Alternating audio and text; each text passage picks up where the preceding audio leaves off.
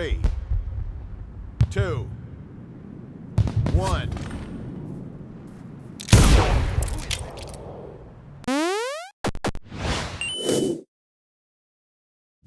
What's up, guys? Anthony here for Rev3 Games, and Dishonored comes out tomorrow.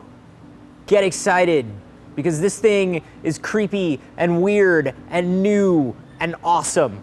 Corvo Atano is the Lord Protector of the Empress of Dunwall, which is a city slowly becoming crippled by a plague. He's sent off to petition the lords of other governments to help them find a cure, and when he returns, he finds himself in the middle of a ton of confusion and treachery as he's framed for the Empress's assassination and the kidnapping of her daughter, the heir to the throne.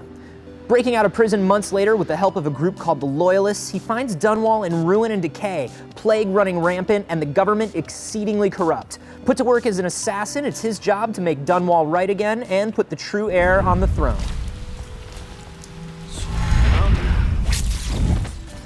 Dunwall is a gothic city filled with plague and fantastic technology that's fueled by magic and whale oil, and it's got this Victorian by way of the Wachowski brothers vibe. I've heard people call it steampunk or retro-futurist, and those are fair comparisons, but what it really is unique. I have never walked around in a game world that's like Dunwall, and I've only walked around in a few that have this level of detail in their execution. Well-designed and animated characters run around in a world with a shining, painterly look that would make Skyward Sword hide its head in shame, and the voice acting and writing is just amazing. Beyond the look of the game, the world feels real and alive. The AI is clever, and as you try to sneak around them, you'll overhear conversations. Some of these are just random banter about their boss, drinking plans for that evening, but if you stay and listen, you might also hear some key information about the mission you're on, such as alternate pathways or even optional side quests. On top of that, you're going to stumble across hundreds of books and notes scattered throughout the world, all of which make Dunwall one of the most memorable places I've visited in a video game in a long time. Go on. Toss the damn rat already. Never gets old. Huh? See something?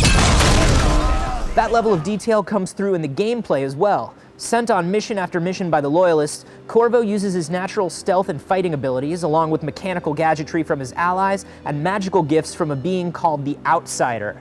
Put them all together and you've got a set of powers that'll match most playstyles and, amazingly, a set of maps that will do the same.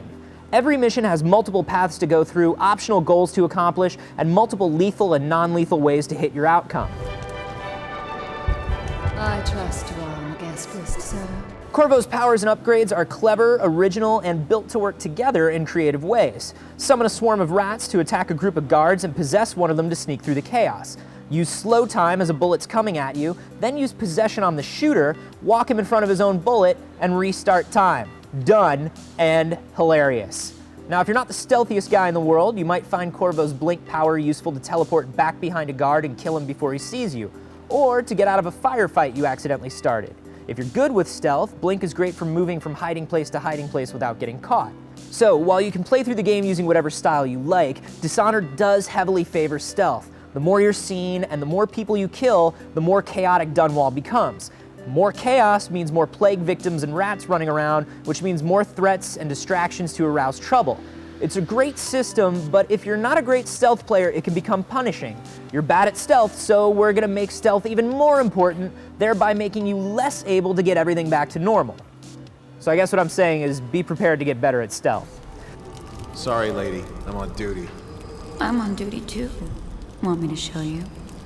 On the bright side, all missions are replayable at any time, and you will absolutely want to replay these missions.